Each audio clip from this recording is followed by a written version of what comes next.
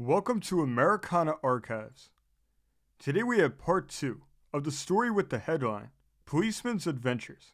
The subheadline says, Members of the force tell of their most dangerous experiences with lawbreakers.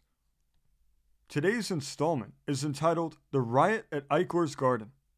It says, Those were troublous days in Cincinnati when the police attempted, in defiance of a very strong popular sentiment, to execute rigorously the Sunday laws of the state. So obnoxious, particularly in the sections of the city where the German element was strongest. The agents of the Reform League, it was called the Law and Order League then, were active and demanded prompt enforcement wherever they ran across a lawbreaker. Their course of action had led to miniature riots at 15th and Vine and at Longworth and Vine one Sunday. But they were not deterred by threats of violence or lynching.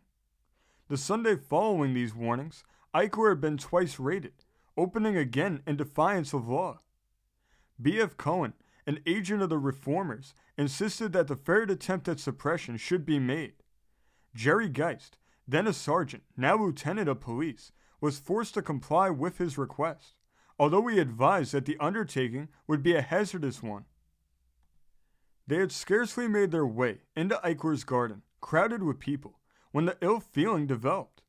A number of young men arose from their seats at a garden table and made a rush on Cohen.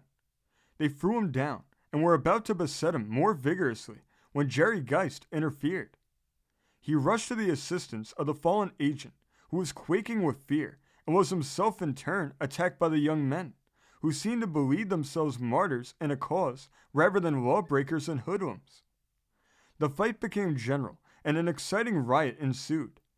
Jerry was in distress. His face was bleeding, and his insignia of office trailed in the dust.